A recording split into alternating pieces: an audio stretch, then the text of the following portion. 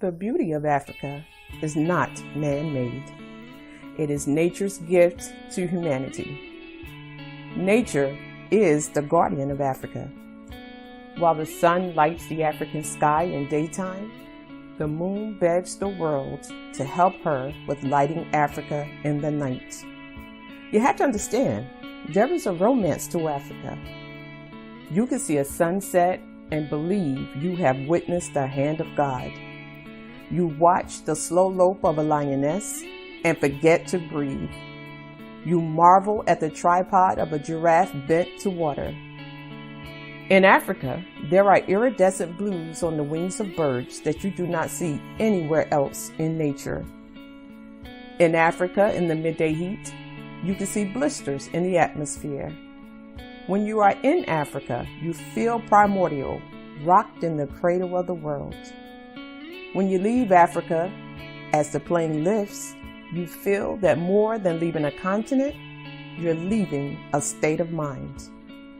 Whatever awaits you at the other end of your journey will be of a different order of existence. Africa changes you forever, like nowhere on earth. Once you have been there, you will never be the same.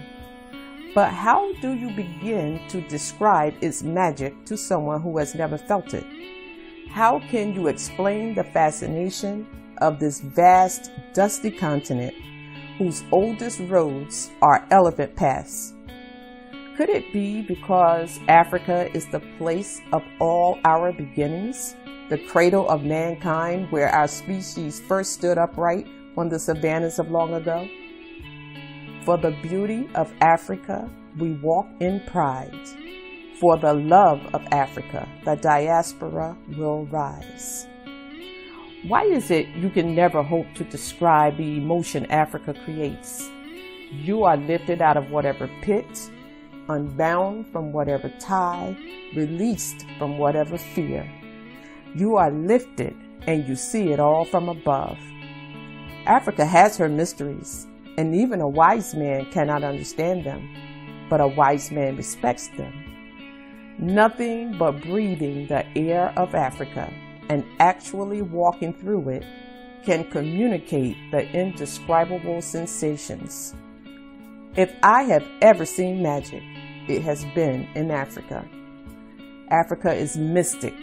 It is wild. It is a sweltering inferno. It is a photographer's paradise, a hunter's Valhalla, an escapist's utopia. It is what you will, and it withstands all interpretations.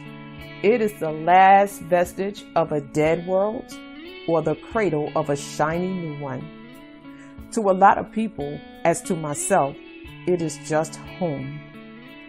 Africa gives you the knowledge that man is a small creature amongst other creatures in a large landscape. It's really beautiful. It feels like God visits everywhere else, but lives in Africa. One cannot resist the lure of Africa. There is language going on out there, the language of the wild. Roars, snorts, trumpets, squeals, whoops, and chirps all have meaning derived over eons of expression. We have yet to become fluent in the language and music of the wild. No one can return from the Serengeti unchanged, for tawny lions will forever prowl our memory, and great herds throng our imagination. Few can sojourn long within the unspoiled wilderness of a game sanctuary, surrounded on all sides by its confiding animals, without absorbing its atmosphere. The spirit of the wild is quick to assert supremacy, and no man of any sensibility can resist her. To witness that calm rhythm of life revives our worn souls and recaptures a feeling of belonging to the natural world. For the beauty of Africa, we walk in pride. For the love of Africa, the diaspora will rise.